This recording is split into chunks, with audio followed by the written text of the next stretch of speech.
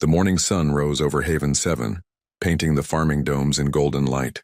Captain Lee Tae-hyun stood at the observation deck of his ship, watching the peaceful world below. Children ran between the crop fields while their parents worked. It was a good life here, far from Earth's crowded cities. "Beautiful day," said Dr. Park So-young as she joined him at the window. She carried her medical scanner and wore a smile. The Kim family just had their third baby. Healthy and strong, Lee Tae-hyun nodded. That makes 15 births this month. The colony is growing well. He looked at his daily reports. Food production was up, no crimes, no problems. Just people living simple, happy lives. Down on the planet, Kim Woo-jin checked the water systems for the farming domes. His hands were dirty from honest work, and he was proud of it. His wife, Hee-jin, tended to their vegetable garden while their son played with toy ships in the dirt. This was exactly the life they had wanted when they left Earth. "Papa, look." Their son held up a small rock that sparkled in the sunlight. "I found treasure."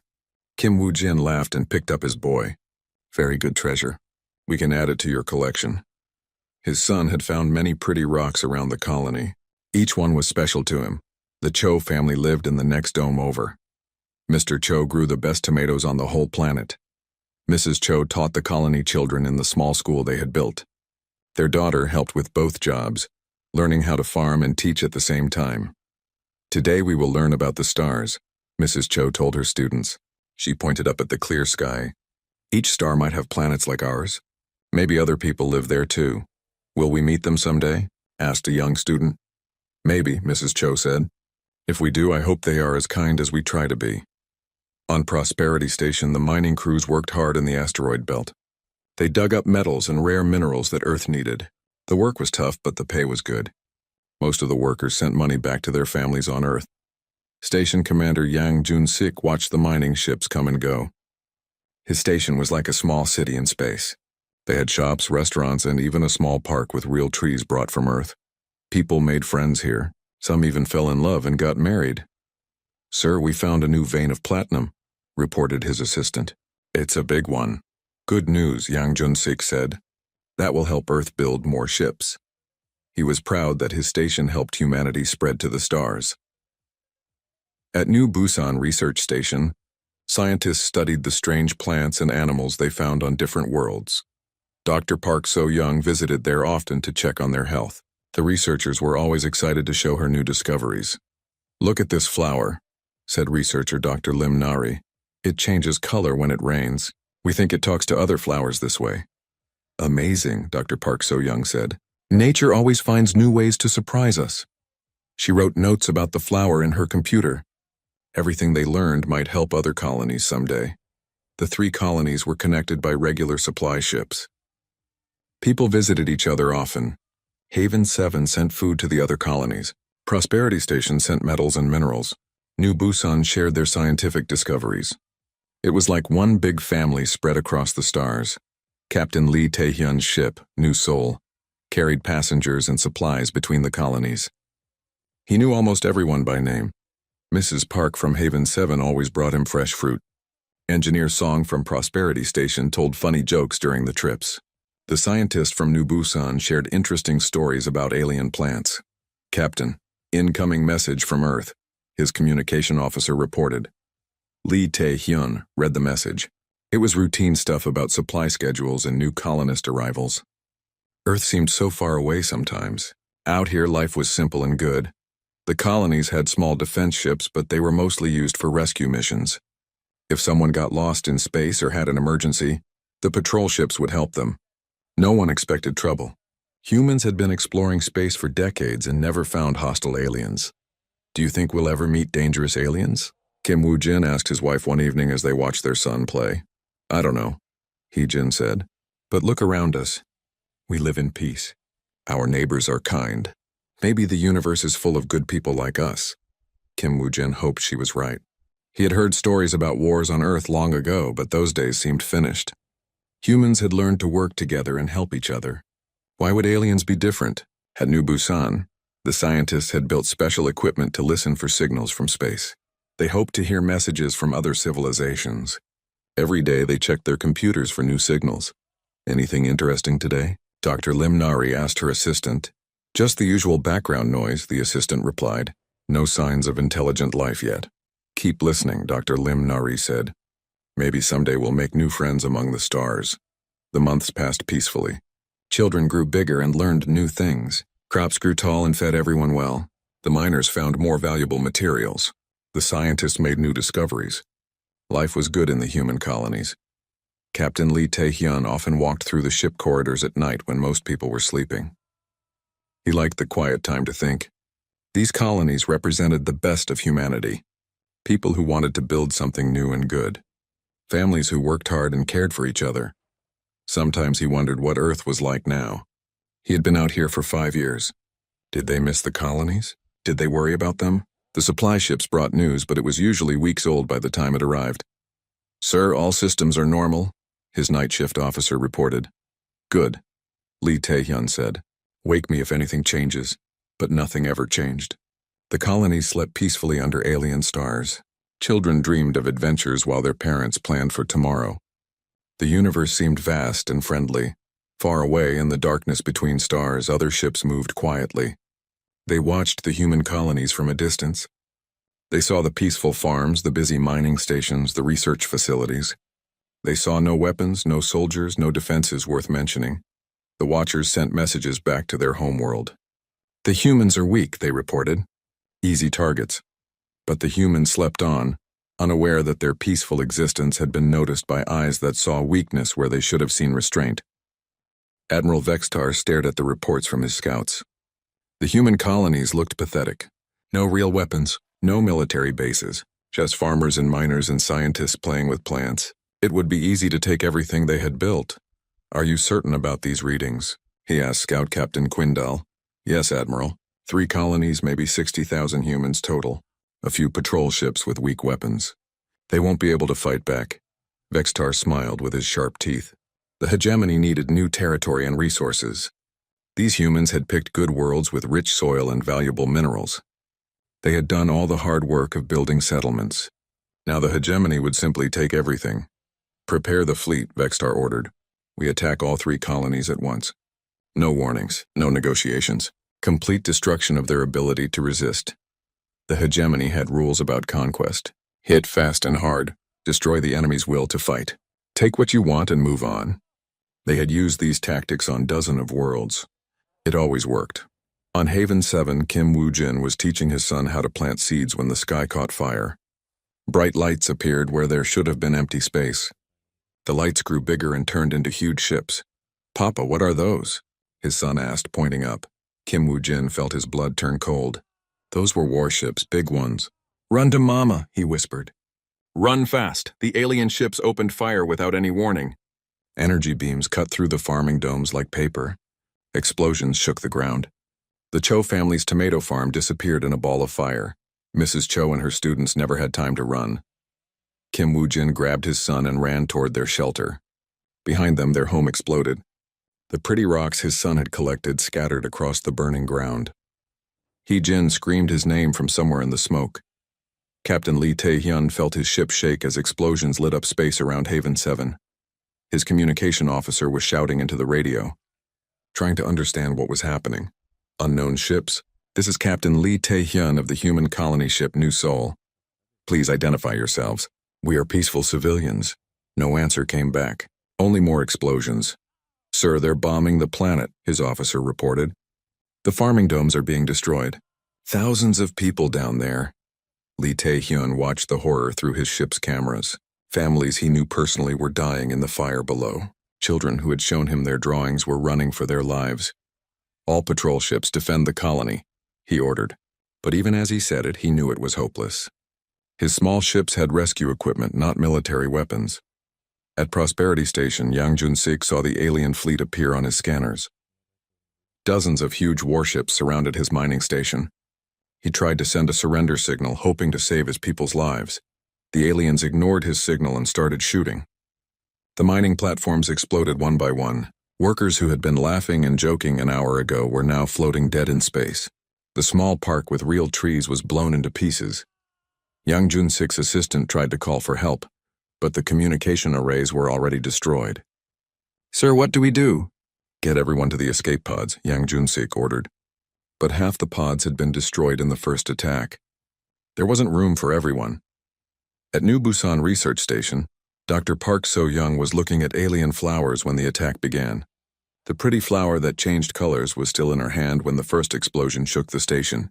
"Emergency evacuation," the station AI announced. "All personnel to escape pods immediately." Dr. Park So-young ran through corridors filled with smoke and screaming people. Dr. Lim Nari helped injured researchers while fires burned around them. Years of careful scientific work was being destroyed in minutes. "The data," Dr. Lim Nari shouted. "We have to save our research." "Leave it," Dr. Park So-young pulled her toward the escape pods. "The research doesn't matter if we're all dead." But many of the pods had been destroyed. Dr. Lim Nari pushed Dr. Park So-young into one of the last working pods. "Tell Earth what happened here," she said, and closed the pod door. Dr. Park So-young watched through the small window as her friend was lost in an explosion. The pod launched into space just as the research station broke apart. Captain Lee Tae-hyun's small patrol ships tried to fight back, but their weapons barely scratched the alien warships. One by one his ships were destroyed. Good people who had dedicated their lives to helping others were killed in seconds. "Sir, we have to retreat," his tactical officer said. "We can't save them." Lee Tae-hyun wanted to stay and fight, but he knew it would only mean more deaths. "All remaining ships retreat to Earth. Save who you can." Down on Haven 7, Kim Woo-jin held his son in a damaged shelter. The boy was crying and asking for his mama, but Kim Woo-jin had seen Hee-jin's dome explode. She was gone. Half the colony was gone. "Papa, I'm scared," his son whispered. "I know," Kim Woo-jin said, holding him tight. "But we have to be brave. We have to survive so we can tell people what happened here." The bombing continued for hours. The aliens were not just destroying military targets. They were killing everyone. Farmers, teachers, children, babies. No one was spared. Admiral Vextar watched the destruction on his command screens. The humans died so easily. They had no real weapons, no proper defenses. This was almost too easy to be fun. "Sir, some escape pods got away," his tactical officer reported. "Let them go," Vextar said. "A few survivors might spread fear to other human worlds. Fear makes future conquests easier." By the end of the day, all 3 colonies were ruins. Haven 7's green fields were black with fire. Prosperity Station was scattered debris floating in space. New Busan's research labs were silent forever. Captain Lee Tae-hyun counted his surviving ships. 3 small patrol vessels and a few escape pods. Out of 60,000 colonists, maybe a few hundred had escaped. Families he had known for years were gone. Children who had given him drawings were dead. "Captain, we're receiving signals from other survivors," his communication officer reported. Dr. Park So-young's voice came through the radio, weak and scared. "This is Dr. Park. New Busan is gone. Dr. Lim and most of the research staff are dead." "The aliens showed no mercy." Kim Woo-jin's voice followed, broken with grief. "Haven 7 is destroyed. My wife is gone. They killed everyone, even the children." Lee Tae-hyun felt anger building inside him like a fire. These people had done nothing wrong. They had lived peaceful lives, helped their neighbors, raised their children to be good people, and aliens had murdered them for no reason. "All survivors set course for Earth," he ordered. "We're going home." The journey back to Earth took 3 weeks in their damaged ships. 3 weeks of thinking about friends who were dead. 3 weeks of wondering why anyone would attack innocent colonists. 3 weeks of growing anger. Admiral Vextar began strip mining operations on the conquered worlds. The humans had built good infrastructure. It would be useful for hegemony expansion. As for the humans themselves, they were clearly not a serious threat. The few survivors would probably hide on their homeworld and never dare to venture into space again. But Admiral Vextar had made a mistake. He thought he had attacked weak farmers and miners. He didn't realize he had just killed the children of Earth. And Earth was about to show him what happened to people who hurt their children. The surviving ships limped toward home, carrying news of the massacre. Behind them, alien conquerors celebrated their easy victory. None of them understood that they had not defeated humanity. They had only made humanity very, very angry. The damaged ships arrived at Earth after 3 weeks of painful travel. Captain Lee Tae-hyun's patrol vessel was barely holding together. Hull plates were missing and the engines made terrible sounds, but they had made it home. Fleet Admiral Kang Do-hyun was waiting at the orbital station when the survivors docked. He was a tall man with gray hair and serious eyes. He had spent 40 years in Earth's defense forces, but he had never seen ships this badly damaged. "Captain Lee," Admiral Kang said as the airlock opened. "Report." Lee Tae-hyun stepped out, his uniform torn and dirty. Behind him came Dr. Park So-young, supporting Kim Woo-jin, who carried his small son. The boy had not spoken since they left Haven 7. "Sir," Lee Tae-hyun said, his voice shaking with exhaustion and anger. "The colonies are gone. All of them. 60,000 civilians murdered without warning or reason." Admiral Kang's face went very still. "Show me everything." They went to the briefing room where Lee Tae-hyun played the recordings from the attacks. The Admiral watched alien warships destroy farming domes full of families. He saw Prosperity Station break apart, killing workers in their sleep. He watched New Busan's research labs burn while scientists tried to save their life's work. "No communication attempts," Lee Tae-hyun explained. "No demands. No warnings. They just started killing everyone." Dr. Park So-young spoke next. Her hands shook as she showed medical scans from the survivors. Burns, radiation poisoning, trauma. The lucky ones died quickly. Others suffered before the end came. She showed pictures on her tablet. Bodies of children found in the wreckage. Families that had been killed while trying to reach escape pods. Teachers who died protecting their students. "This was Mrs. Cho," Dr. Park said, showing a photo of the woman who had taught colony children about the stars. She was found covering 3 students with her own body. "The aliens killed them all anyway," Kim Woo-jin finally spoke, his voice barely a whisper. "They bombed the playgrounds first, the areas where children played. It was not accident. They wanted to kill the innocent ones." Admiral Kang studied the tactical reports. The alien fleet had been huge and well organized. Professional military operation, but they had targeted civilians, not military installations. "Do we know who they are?" he asked. "We intercepted some communications," Lee Tae-hyun said. "They call themselves the Hegemony. Their leader is Admiral Vextar. They spoke of conquest and taking our resources." Admiral Kang called President Yoon Mi-rae immediately. She came to the orbital station within hours, her face grim with determination. President Yoon was known for her calm leadership and peaceful policies. But today her eyes burned with controlled fury. "Show me," she said simply. They watched the recordings again. President Yoon's face grew harder with each explosion, each scream, each image of dead children. When the presentation ended, she was quiet for a long time. "How many confirmed dead?" she asked. 57,412, Admiral Kang replied, including 832 children under the age of 12. President Yoon closed her eyes for a moment. When she opened them, her voice was ice-cold steel. "Convene the Earth Congress emergency session. Full mobilization authority." The Earth Congress met that same day. Representatives from every nation, every colony, every outpost humanity had built. The chamber was packed as President Yoon stood to address them. "Fellow humans," she began, her voice carrying across the silent chamber. 3 days ago, our children were murdered. Not soldiers, not warriors, farmers, teachers, scientists, miners, families who had built new homes among the stars. She showed the recordings to the full Congress. Grown leaders wept openly as they watched human children die for no crime except existing.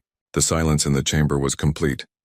"The aliens who did this call themselves the Hegemony," President Yoon continued. "They attack without warning. They kill without mercy. They see our peaceful nature as weakness to be exploited." A representative from New Tokyo stood up. "Madam President, what response do you recommend?" President Yoon's answer was simple and final. Total war. Complete destruction of their military capability. They wanted to see what humanity looks like when threatened. Let us show them. The vote was unanimous. Every single representative voted for war. Not one voice spoke for mercy toward the aliens who had murdered children. After the vote, Admiral Kang activated something that had never been used before. Protocol 7, the Beast Mode authorization. Earth's true military power hidden for decades began to wake up. "Sir," his assistant asked, "are you sure about this?" "Once we activate Protocol 7, there's no going back." "They killed our children," Admiral Kang said. "They chose this path." Deep in asteroid belts throughout the solar system, hidden installations came online. Massive shipyards that had been disguised as mining operations began opening their doors. Ships that had been waiting in cold storage for decades powered up their engines. General Seo Jin-ho arrived at Earth Defense Headquarters within hours. He commanded Earth's Special Operations Forces, but most people had no idea how special they really were.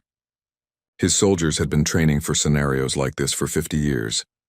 "General," Admiral Kang said, "prepare your teams. Full deployment." "No restrictions." "Understood, Admiral." "How many assets should I prepare?" "All of them." Dr. Choi Hyojin was pulled away from her research into clean energy. As Director of Advanced Weapons Research, she had spent 20 years developing weapons she hoped would never be used. Now they would be. "Doctor," President Yoon said personally, "we need everything you've created, everything you've imagined, everything you've dreamed of in your worst nightmares." "Madam President," Dr. Choi replied, "some of these weapons they're terrible. World-ending terrible. The hegemony ended worlds when they murdered our families. Give our military everything they need." Within 48 hours, Earth transformed from a peaceful world into a war machine.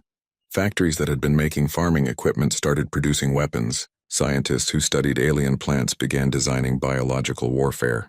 Teachers who educated children started training soldiers. Captain Lee Tae-hyun was promoted to admiral and given command of a new ship. When he saw it, his breath caught in his throat. The UES Retribution was a kilometer long and bristled with weapons he had never seen before. "Sir," his new tactical officer explained, "this ship carries enough firepower to destroy an entire planetary system. We have 300 more just like it." Kim Woo-jin was offered a position in the Reconstruction Corps. His job would be to rebuild the colonies after the war, but first, there would be justice for his wife and all the others who had died. Dr. Park So-young joined the Medical Corps, but this time she would be treating human soldiers instead of colonial families. She had seen what the hegemony did to innocent people. Now she would help heal the warriors who would make them pay. The hidden fleets began emerging from their concealment. Ship after ship after ship, each one designed for one purpose: bringing overwhelming force against humanity's enemies. The aliens had seen humanity at peace. Now they would see humanity at war. Admiral Kang stood on the bridge of his flagship, the UES Terra's Wrath, watching the fleet assemble. 500 warships of impossible size and power. Behind them came support vessels, troop transports, mobile factories, and weapons platforms. "Admiral," his communication officer reported, "all fleets report ready." Admiral Kang thought of the children who had died on Haven 7, the teachers killed at New Busan, the workers murdered at Prosperity Station. They had lived in peace because Earth protected them from the darkness. Earth had failed them. It would not fail them again. "All ships," he broadcast to the fleet, "set course for hegemony space. We're going to deliver a message." The human fleet moved through space like a storm made of metal and fury. 500 warships, each one bigger and more deadly than anything the galaxy had ever seen. Admiral Kang Do-hyun stood on the bridge of Terra's Wrath and watched the stars ahead grow brighter. "Admiral," his tactical officer reported, "we're approaching the first hegemony outpost, Kethavar system. They have a military base and supply depot there." "Any civilian populations?" Admiral Kang asked. "No, sir. Pure military installation. 300 ships and 50,000 hegemony soldiers." "Good." Admiral Kang's voice was cold as space itself. "Captain Nam Soo-hyun, take point with Retribution. Show them what happens when you hurt Earth's children." Captain Nam Soo-hyun had lost her brother at Prosperity Station. He had been a mining engineer with a new baby daughter. Now that baby would grow up without her father because aliens thought humans were weak. "Retribution moving to attack position," she reported. Her ship was beautiful and terrible, all flowing lines and hidden weapons. The aliens would not expect what was coming. At Kethvar base, hegemony commander Zulketh watched his screens with confusion. His sensors showed one large ship approaching, but that made no sense. The humans they had crushed at the colonies barely had patrol boats. "Sir, that ship is huge," his sensor operator reported. "Twice the size of our largest battleship. But the humans don't have ships like that." "Obviously they do," Zulketh snapped.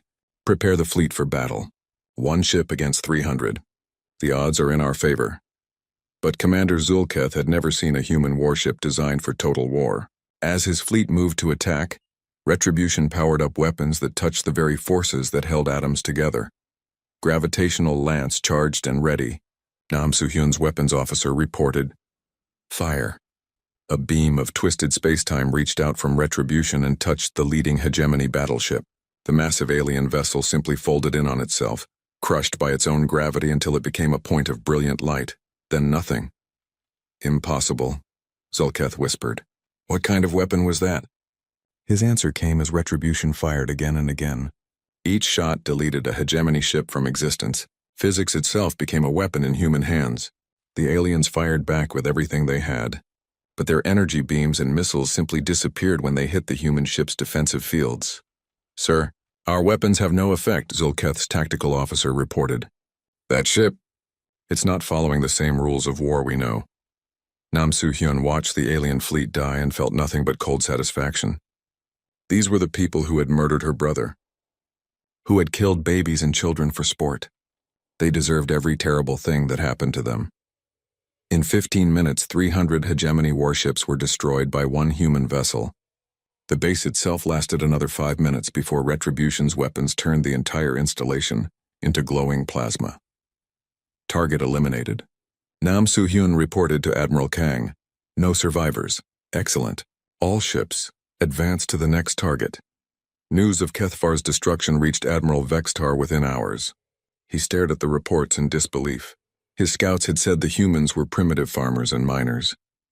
They had no real military. But 300 ships had been destroyed by a single human vessel. This makes no sense, he told his staff. Our scouts confirmed the humans had only patrol boats. Where did this fleet come from? Sir, his intelligence officer said carefully. Perhaps we underestimated them. Perhaps they hid their real military strength. Vextar's anger flared. Nonsense. We watched their colonies for months. They were defenseless civilians. This must be some kind of trick. But the human fleet kept advancing, and with each battle the truth became clearer. The humans had not been defenseless. They had chosen to appear defenseless. There was a difference, and it was a difference that would cost the hegemony everything. At the Battle of Hegemony Way Station 7, General Seo Jin-ho deployed his special forces for the first time. While the human fleet engaged the alien ships in space, his Ghost Battalion infiltrated the enemy command centers. Colonel Hwang Min-ho led his team through the station corridors like shadows. They wore armor that bent light around them, making them nearly invisible. Their weapons fired concentrated energy that could cut through any material. Remember, Colonel Hwang whispered to his team, we're here for the command staff. Every hegemony officer who planned the colony attacks dies tonight. His soldiers moved through the station like death itself. Hegemony guards fell without seeing what killed them. Blast doors meant to stop armies opened like paper. In 20 minutes, every ranking officer on the station was dead. Command structure eliminated, Colonel Hwang reported. Enemy forces are in chaos. Admiral Kang received the report with grim satisfaction. The hegemony wanted to play war games with humanity. They would learn that humans had been playing war games for thousands of years, and they were very, very good at it. The human fleet's AI coordinator, called Phoenix, tracked every enemy ship and predicted their movements with perfect accuracy. While hegemony commanders tried to develop tactics, Phoenix had already calculated 17 ways to counter each strategy. Admiral, Phoenix's synthetic voice reported, enemy fleet composition suggests they will attempt pincer movement at coordinates 147891. Recommend counter-deployment pattern 7. Make it so, Admiral Kang ordered. The hegemony forces moved exactly as Phoenix predicted, walking into a trap that had been set before they even decided on their strategy. Human ships appeared exactly where they needed to be, exactly when they needed to be there. It was not a battle. It was a precisely choreographed destruction. Captain Lee Tae-hyun, now Admiral Lee, commanded a battle group of 50 ships. He had asked for the mission to retake Haven 7, where his colonist friends had died. When he arrived at the system, he found hegemony mining operations stripping the planet bare. Sir, his tactical officer reported, 20 enemy ships in orbit. They're destroying what's left of the colony infrastructure. Admiral Lee thought of Mrs. Cho, who had taught children about the stars, of the Kim family, who had welcomed him into their home for dinner, of all the families who had built something beautiful on this world, only to have it destroyed by greedy aliens. All ships, battle formation, no survivors. The hegemony miners barely had time to send a distress signal before human weapons turned them into space dust. Admiral Lee watched their ships burn and felt the ghosts of his colonists finally beginning to rest. Back in hegemony space, Admiral Vextar faced a reality he could not accept. Half his fleet was destroyed. His outposts were falling one by one. The humans fought with weapons and tactics that seemed to come from a more advanced civilization. "How is this possible?" he demanded. "Our scouts said they were primitive farmers." His science advisor, trembling with fear, provided the answer that Vextar didn't want to hear. "Sir, I believe the humans were never primitive. I believe they chose to appear primitive. Their colonies were not defended because they didn't need to be defended. Earth was the defense. That's impossible. You're saying they let us attack on purpose?" "No, sir. I'm saying they never imagined anyone would be stupid enough to attack innocent civilians without provocation. They prepared for war, but they hoped war would never come." Vextar finally understood the magnitude of his mistake. He had not attacked a weak species of farmers and scientists. He had attacked the children of a civilization that could build ships capable of manipulating gravity itself. He had murdered the families of beings who could make physics into a weapon. "Send a transmission to the human fleet," he ordered desperately. "Offer to negotiate. Offer reparations. Offer anything they want." His communication officer tried for hours to reach the advancing human forces. The humans received every message. Admiral Kang read every desperate plea for mercy. His response was always the same: silence. The human fleet advanced toward the hegemony homeworld like an unstoppable force of nature. Behind them lay the wreckage of every military installation the hegemony had built over centuries. Ahead lay the final confrontation. Admiral Vextar had learned what happened when you awakened the beasts that slept in human hearts. But he had learned too late to save himself or his people from the consequences of his choices. The universe was about to see why you never, ever hurt Earth's children. The human fleet arrived at the hegemony homeworld like Judgment Day made real. 500 warships surrounded the planet where billions of aliens lived and worked.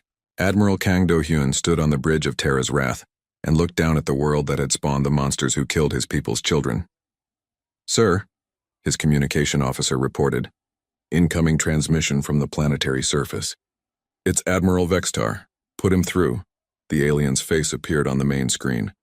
Vextar looked older than in the intelligence photos. His eyes filled with fear and desperate hope. Around him, his command staff watched nervously. "Admiral Kang," Vextar said, "I request immediate negotiations. We can discuss terms of surrender, reparations for the colonial attacks, perhaps territory or resources to compensate for your losses." Admiral Kang stared at the alien who had ordered the murder of 60,000 innocent humans. Children who had been playing in gardens, teachers who had been showing students the stars, families who had been building a better future. "Admiral Vextar," Admiral Kang said, his voice calm and cold, "you have exactly one opportunity to surrender unconditionally: total disarmament of all hegemony forces, complete dismantling of your military infrastructure, war crimes trials for everyone involved in planning or executing the colonial attacks."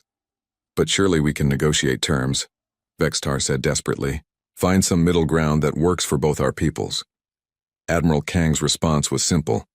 "You chose not to negotiate when you attacked our colonies. You chose not to find middle ground when you murdered our children. You have 30 seconds to surrender unconditionally, or we will demonstrate why you should have chosen differently." Vextar looked around at his staff. Some urged him to surrender. Others spoke of honor and fighting to the end. But all of them knew the truth. They had seen what happened to every hegemony fleet that tried to fight the humans. We cannot surrender unconditionally," Vextar said finally. "The Hegemony Council will not allow it. We have our own people to protect." "Then you have chosen," Admiral Kang said, and cut the transmission. Captain Nam Soo-hyun received her orders aboard Retribution. "All ships commence Operation Reckoning.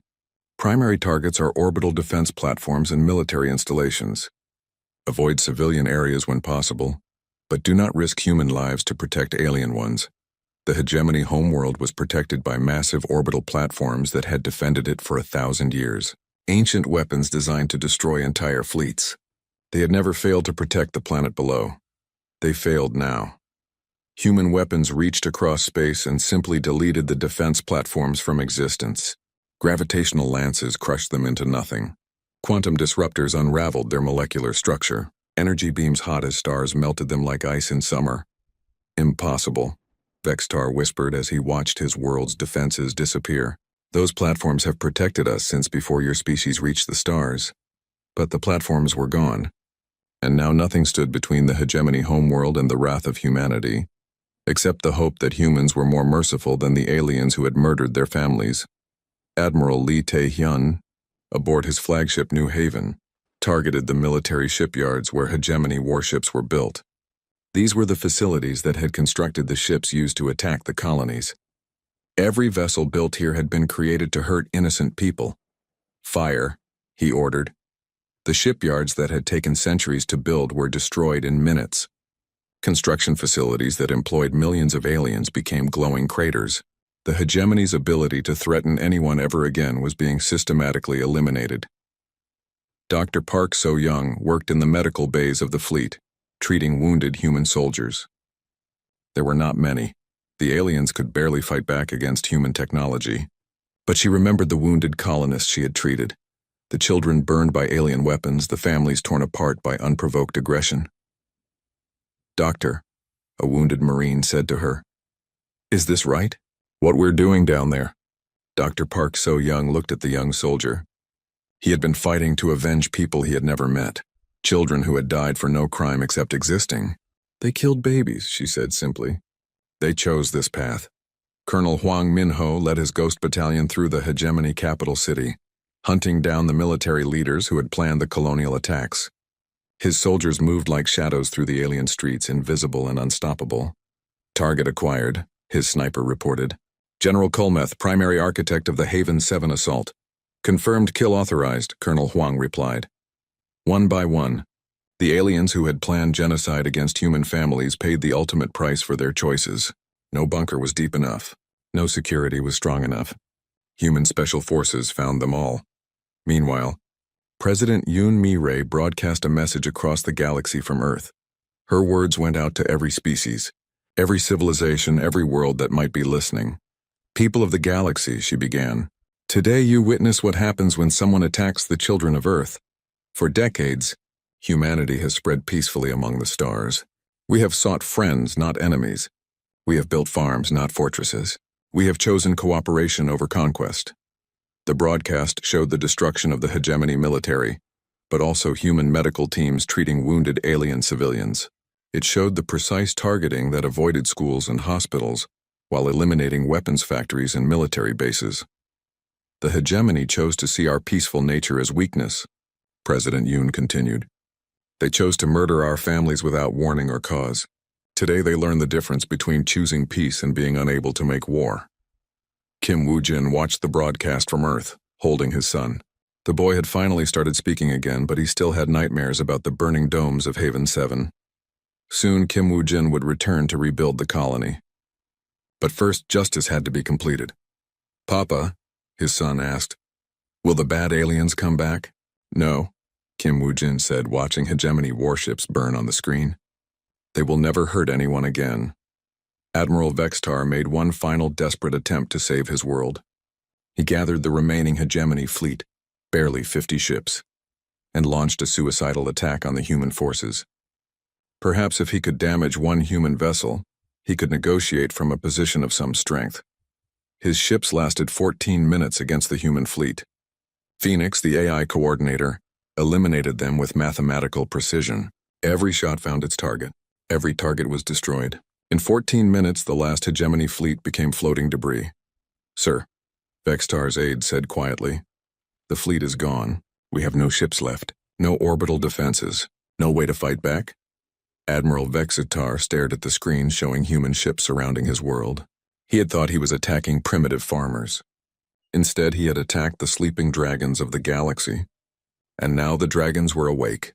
Admiral Kang opened communications one final time. "Admiral Vextar, your military capability has been eliminated. Your ability to threaten innocent people is ended forever. You may now surrender unconditionally, or we will assume you prefer the alternative."